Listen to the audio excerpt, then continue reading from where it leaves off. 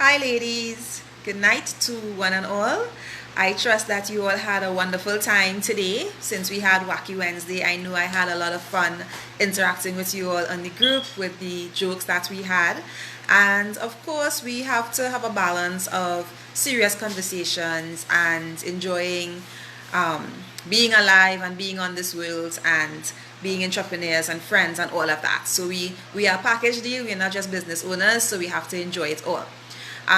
So tonight I want to bring us back down to talking about business and talking about serious stuff. And before I do that, I just wanted to remind you all of the Success Through Struggles, that's a series that we have going on.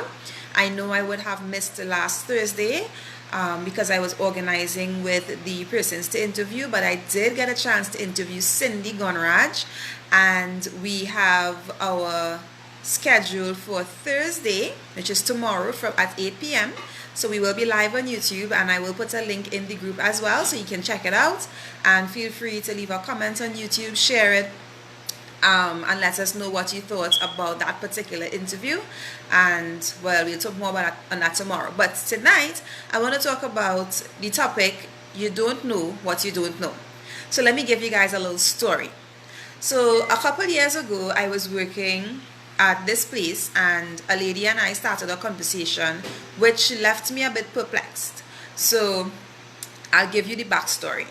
Where I lived growing up for 26 years is in St. Augustine, and it is up in the hills, and there is like a mountain on one side and a mountain on the other side, and we live kind of like down in the valley in between the two mountains.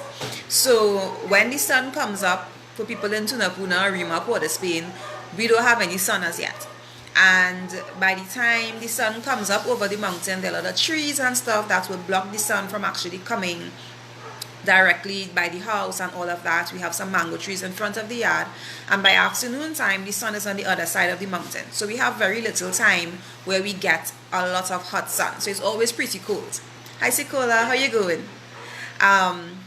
So I usually, when I was home, I would wash clothes early in the morning, like before 9 o'clock, so that it will get enough sun to get dried by the evening time. And that's how I knew life to be, because if I wash clothes that night, it wouldn't dry and by the morning it would be smelling funny because it had all of this like water kept in it and stuff. So I went to work in Port of Spain, and one of my co-workers, she lives Belmont. Now, for those that know Belmont, it's basically in the city. There are cars, there are buildings. The place is pretty hot. So we are talking about washing, and she's saying that she would stay up at 12 in the night, 1 o'clock in the morning washing. And I looked at her and I was like, I wouldn't wash clothes late at night because they would smell funny in the morning. And she gave me this look like, okay, you know, what's going on with you? And I was like, you know what, we just continued conversation, but it always stayed in the back of my mind. That's how I am. I have my compartment of unanswered questions, like how come she had a different experience from me with simply washing clothes. So a couple years later, I moved out from St. Augustine to Tunapuna, and it would have it that I washed clothes about 6:30 p.m. and I put them to dry. I was like, you know what, they'll dry whenever. And by about 9 o'clock, I went back to check the clothes, and they were mostly dry. And this is me living in Tunapuna. And it's only then the conversation came back to me, and I remembered my co-worker talking about washing clothes at night, and she didn't have a problem with it drying because of the difference of the atmosphere. Hi Rashida. Hi Alisa. Hi Likoa. I don't know if that's your name, but that's your Facebook name. Yeah, so what does this washing story have to do with being an entrepreneur? And we're talking about you don't know what you don't know. Now, for 26 years, I knew that if I washed clothes at night, it will not dry and it would smell funny. That was my reality. I didn't know anything different, and it wasn't something that I thought about, like how do other people wash clothes, right? It wasn't something that came to mind. And it's the same way with entrepreneurs. Hi Ariane. The same way with entrepreneurs, where there are certain things that we don't know, and we don't even know that we are missing that information, right? So there may be, like, I was on a group recently, and they were talking about social media. Yes, Ariane, you finally caught one. um, they were talking about social media, and somebody was saying that, good night, Alisa, social media managers were answering people's comments, and another person in the group popped up and was like, they have people to answer social media, like, I didn't know there was people to manage their social media. So that person had a gap in their knowledge, and they didn't even know that they had a gap in their knowledge. The importance of that for us as entrepreneurs is that we need to surround ourselves with people who can just have conversations with us related to entrepreneurship, and we may discover that there are things that we didn't know.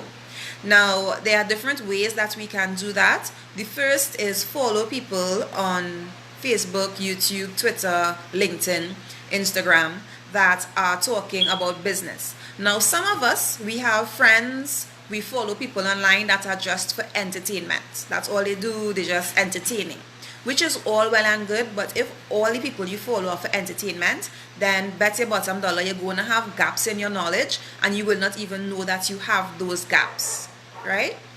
So I would encourage you to follow persons that focus on finances in business, even personal financing as well. Focus on marketing, that focus on sales, and focus on systems and processes in terms of building your business, right? So those are the 4 things that you should be looking for in terms of persons to follow online, so that they may have a conversation about something, they may do an interview or a live or whatever the case may be, and discuss a topic, and you'll be like, I never thought about that. And then you get information that you can use towards your business and towards your life. And it goes throughout all spheres. If there are other areas that you think would be a benefit to you, you can start looking at persons who would be able to provide information.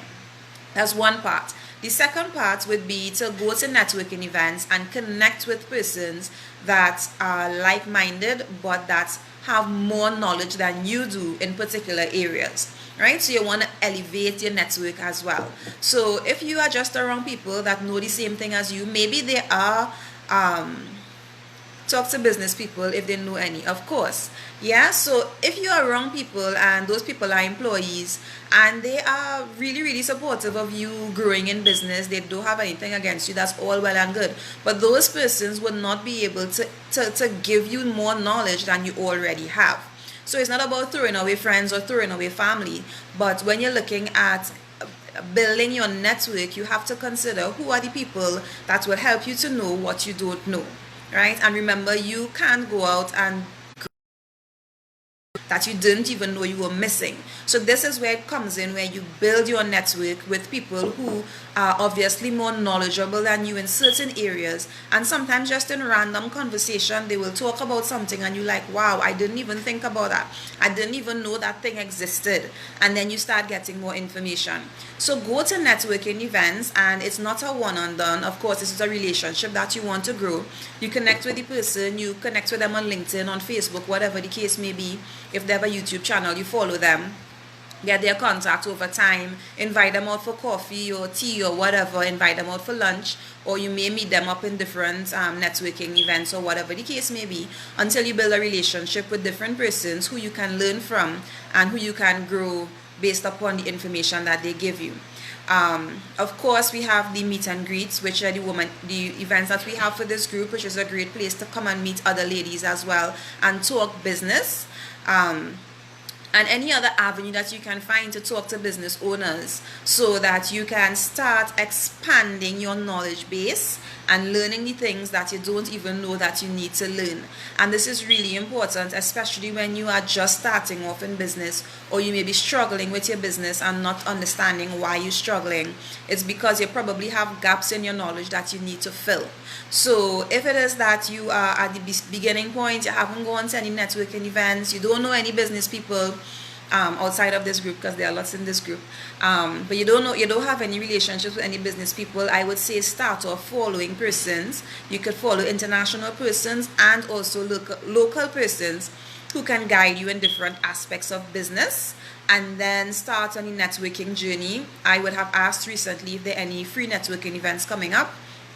And I do try to go to networking events as much as possible. I want to go to more in 2020 to be able to connect with these people and start interacting in that circle. All right, so I hope that you remember my analogy of washing clothes and realize that there are some things that we just don't know what we don't know, and we want to be able to build our knowledge base because we are our business. Whatever information you have, whatever knowledge you have, will take the business as far as it can go. The business can only grow as far as you grow. All right, so invest in yourself, invest in your business, and I hope to see lots and lots of success from each and every one of you. Remember, tomorrow we are launching the second episode in the series of Success Through Struggle, so look out for the link on that.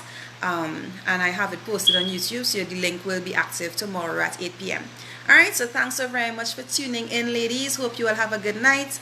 And remember, tomorrow is Tell Us Thursdays. Bye.